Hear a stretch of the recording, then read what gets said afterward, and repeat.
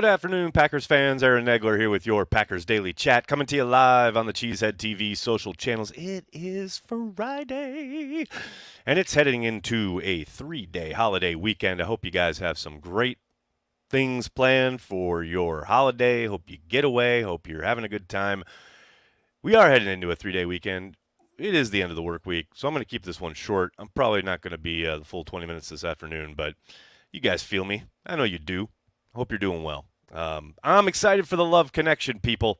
I'm talking about Jordan Love throwing and growing with all these young pass catchers at his disposal. Man, it is exciting times in Green Bay. And yes, the news that the Arizona Cardinals have released DeAndre Hopkins has reached my ears. And as I said on Twitter, I put a maybe. I mean, there's hell and gone chance that the Packers are going to land DeAndre Hopkins. I have zero doubt they will make a call. If you missed the debut of my one-man play In the Conversation on Twitter earlier this afternoon, you can check that out, which pretty much throws together my thoughts about how likely it is that the Packers are going to land DeAndre Hopkins.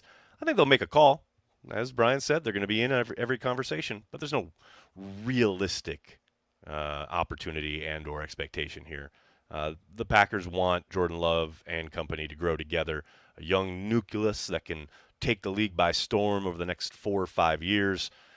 Paying DeAndre Hopkins is not in that plan. So I've already seen some folks in the comments talking about it, and you can I'm not going to say it's impossible, never going to happen, because never say never. Who the fuck knows?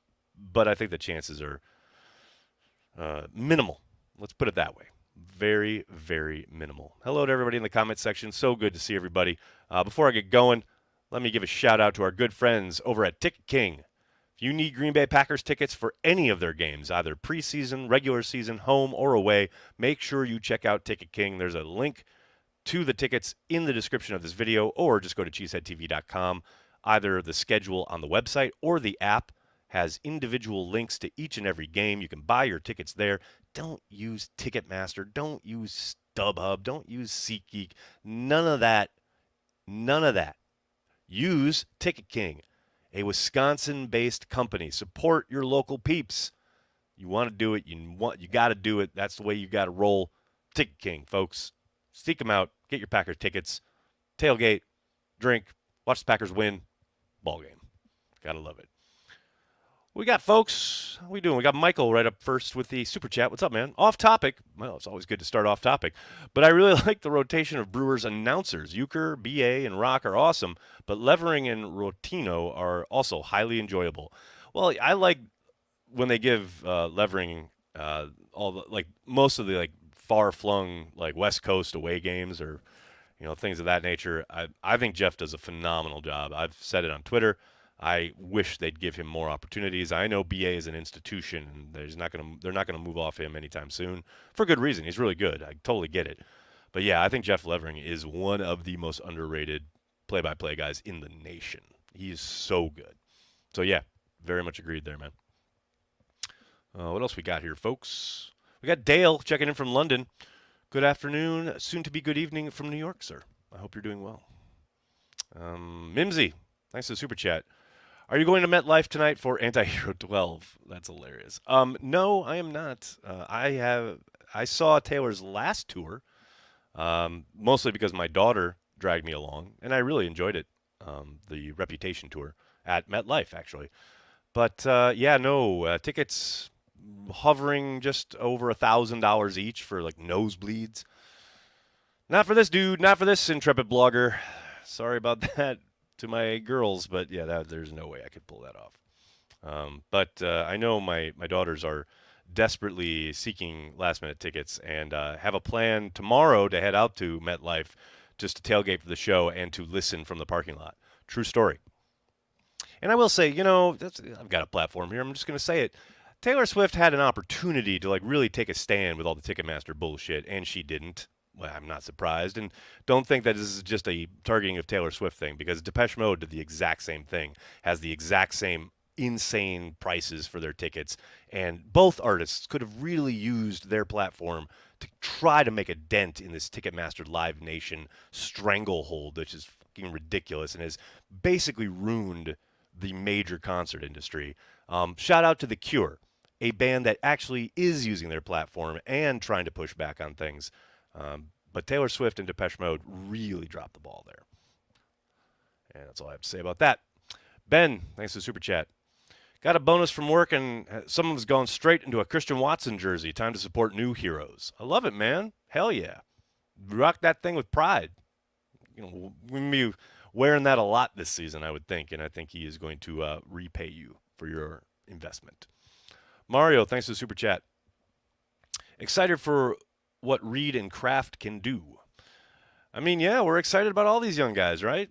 I mean, I'm going to continue to preach patience. I don't think anybody should expect, fireworks out of the gate, but the potential is there.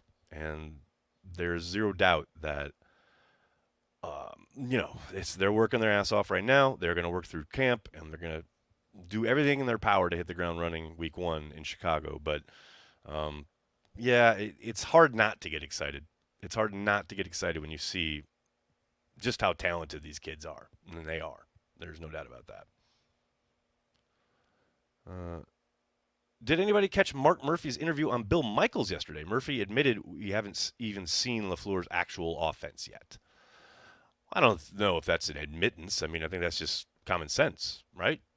I mean, everybody knows that it was a collaboration with Aaron and a few other people along the way, including, Aaron's current offensive coordinator and Nathaniel Hackett, but along with, Adam Stenovich last year and a few other people along the way. J.O., Justin Houghton, has had, input a couple years. And so I don't think that's an admittance as much as it is acknowledging reality. But that said, no, I didn't hear it. Good get for Bill Michaels. That's a hell of an interview to snag. Get it? When Jaden burns defensive backs, I call that move the, quote, read it and weep. Too old for this. He's here all week. Tip your waitress. Try the veal. I don't know if it was a common sense, but instead it was a hoped-for thing, Nags. I don't know about that. Hoped for in what regard? I mean, we haven't seen a pure, quote-unquote, Matt LaFleur offense because there is no such thing. He has said repeatedly into microphones for everyone to hear that it's the Packers' offense. And I don't think this year will be much different other than the fact that Aaron Rodgers won't be involved in the making of it. But there's still going to be a collaboration, a heavy collaboration behind the scenes. Now, whatever the product ends up being, however it looks, it is going to be tagged and tabbed and talked about as Matt LaFleur's offense, whether it's good or bad. But the fact remains, it's always a collaboration. We know that. And Matt has said as much. I don't think, that's just reality. Brandon, thanks for the super chat. If the defense becomes what it should be during training camp, let's all prepare that 10 could look rough and he'll gain a lot of experience. He could, man, but I'm not falling for the banana in the tailpipe. Not again. I remember last year getting all jazzed up about that defense, how physical they looked and how tight the coverage was, and they look so ready to go. And then week 1 happened. Fool me once. I won't get fooled again. It's not happening. I mean, I look forward to the individual battles. I look forward to guys like turning up the heat and especially those joint practices. Like, let's go. But yeah, no, none of it means a hill of beans until things are real and people are game planning. And you actually have to make decisions on the fly and know what your rules are and know when to pass off things and generate a pass rush and how to call things on third down so you're not 12 yards off on 3rd and 3. I don't care. I don't care what anything looks like in camp. I'm done with that. I mean, don't get me wrong.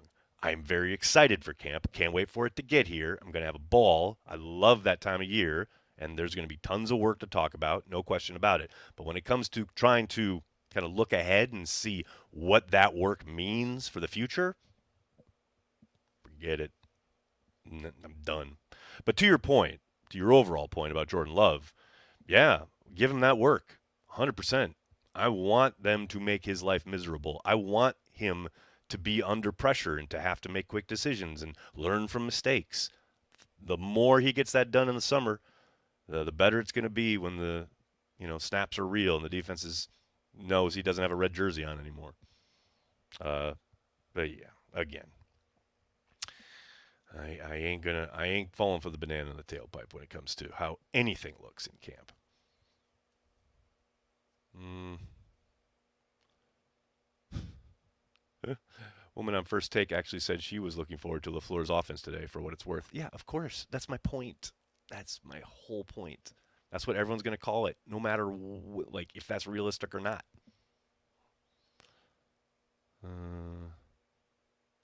Jones and Dillon are going to light up the offense. Go Pack Go from Oregon. What's up, John? Yeah, I hope we see Jones and Dillon featured in the way we thought they were going to be heading into last season. It just makes the most sense. I mean, we're all, as we were just talking about, excited about all these young pass catchers, but run the offense through your backs. It absolutely should. And I think we've seen glimpses of that. We've seen them operate that way from time to time. A lot of the times it's been opponent specific, dependent. And if they feel like whoever their opponent is that week, that they run a scheme where they can feature the backs a little bit more, especially in the passing game. I'm saying dictate a little bit more. Think Jimmys and Joes, not X's and O's. That's what I'm about.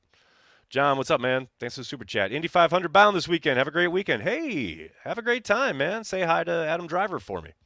I know he's going to be on hand. Joe, thanks for the super chat. Savage and Stokes have both talked about how tough it is to look back at what happened in 2022. Doesn't seem a lot of issues got fixed during the season. Well, I don't know about that. I definitely don't agree in the sense that they certainly found a way of working that was a hell of a lot better in the second half, like kind of back end of the year, like first 5 games or so. Now, were they lights out? Were they a dominant defense? No. But you certainly saw a switch, and you certainly saw a higher level and more consistent level of play from the defense. But yeah, that first half of the first half of the season, that was rough. No question about it. What's up, Dennis? How are you? Hope you're doing well, man. Friday Night Delight. Is it preseason yet? Robin, it's got to be late over there. Hope things are treating you well across the pond, man. If Savage becomes the player we thought he was coming out of Alabama, what's the contract cap hit look like? How do those void years work then? That's a good question, Aaron. I just remember reading about the adjustment and having it hurt my head. That's a question for Ken Ingalls. I suspect if he balls out, they'll sign him to an extension and they'll be able to just wipe those void years away. Because, ultimately that's almost always for the purposes of spreading out a signing bonus, But if he gets a contract extension, then those years become real and you can just kill the void years. But we shall see. Jason, thanks for the super chat. Would you say Jordan has a strong arm? I can't tell sometimes. It looks like he doesn't have a lot of strength on short and medium throws, but then he will nuke 150 yards on a rope. Is it finesse?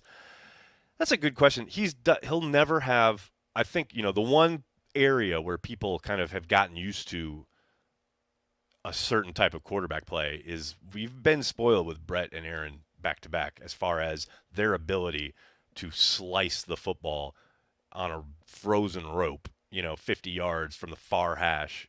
Not a lot of guys can do that. And the fact that we've had 30 years of it has kind of probably distorted our expectations and what we think we're seeing a little bit. Jordan's arm strength is fine. But yeah, no, it's not.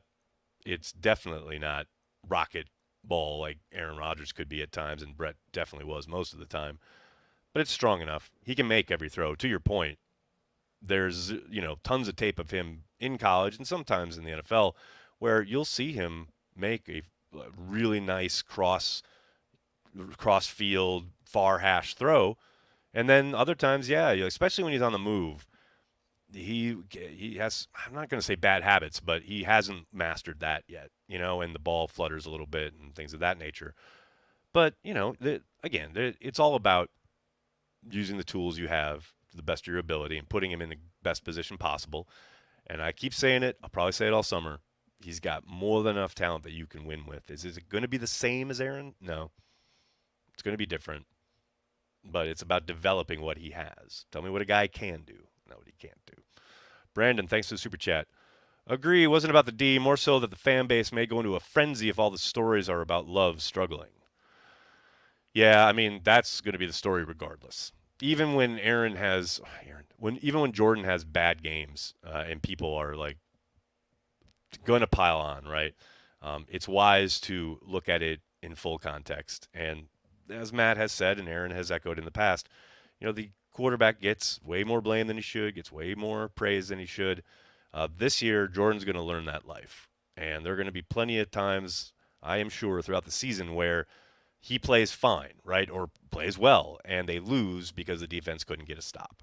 And traversely, there'll undoubtedly be games where he struggles and the defense rises to the occasion and they get the W, and people will be all about Jordan Love's struggles. That's just the nature of the position. And it's unfortunate, but it's a reality. Kobe, thanks for the super chat. Will Jordan be expected to be a QB and a coach to his teammates during a game, or will LaFleur let 10 concentrate on developing his own game for now? Well, I mean, that's just the nature of the position in some cases. We've already heard Jordan talk about that in his intro presser about talking to guys about what he expects and how he likes things and how he wants things. He's not a rookie. Don't forget. I mean, he's been running the show in the offseason for the last couple of years because Aaron had stayed away, right? So it's not like this is his first rodeo. But that said, no, he's not out there talking, specific technique to the wide receivers or the offensive line or things of that nature. That's why they have coaches. But he's certainly going to take ownership of the offense. Of that, I have no doubt, as he should. He's the guy, as we were just discussing. Guy runs the wrong route or uses bad technique and it results in an interception. The wide receiver isn't the one getting blasted on Twitter. It's the quarterback. And he's not the one leading ESPN First Take. Oh, Jordan Love had a bad game. Look at this interception. That was totally the guy's fault who ran the bad route, but we're not going to talk about that. So, yeah, he'll definitely take ownership of the offense and tell the guys what he expects and what he wants, because he should. He is the starting quarterback. Mimsy, thanks for the super chat. Excited for having 3 timeouts in the 2-minute this year. I don't know. Hey, I can't put all that on Rodgers, man. I know Aaron's out the door here, but that's been Matt's bugaboo as well. To the point where Matt actually brought it up in a press conference 2 years ago, knowing I was thinking it. I didn't even ask about it. And he brought it up unprompted because he had appeared on our show a couple of weeks prior where I kind of teased him and prodded him a little bit about the lack of timeouts. So, yeah. I'm not entirely sure that we're done with that just yet. We'll see. We will see. Could the Jets purposely not play Rodgers 65% of the snaps? Brian, could they? Sure, but they want to win. They think they have a 2-year Super Bowl window, and Aaron Rodgers is the whole reason that is in existence. They're not going to forego their chance at winning football games to have to give up a lesser pick to the Packers. Now, if for whatever reason you get to the late end of the season and they're sitting there with like 4 or 5 wins, like obviously something's gone terribly wrong, etc., maybe, but I still doubt it. Aaron's going to want to play. What else we got here, folks? How about Brett, whatever you do, don't run. It's a classic moment down there, the last game played at Milwaukee County Stadium when the Packers were facing the Falcons. And, Holmgren famously told him as he's jogging back onto the field, whatever you do, don't run, because they had no timeouts left. What did Brett do? Ran into the end zone for a touchdown. It's also produced one of my favorite Packers photos ever of Favre in midair diving into the end zone with the old Milwaukee County Stadium in the background. So great. All right, everybody, I'm going to have to get going. I can't thank you enough for hanging out and talking Packers each and every day, Monday through Friday, right here on the Cheesehead TV social channels. Please do me a monster favor. Hit like on the video, subscribe to the channel, and then tell your friends and tell your family, Cheesehead TV. We are devoted to Green Bay Packers fans worldwide. Thanks a lot, everybody. Have a great weekend. I'll see you on Tuesday. Go Pack Go.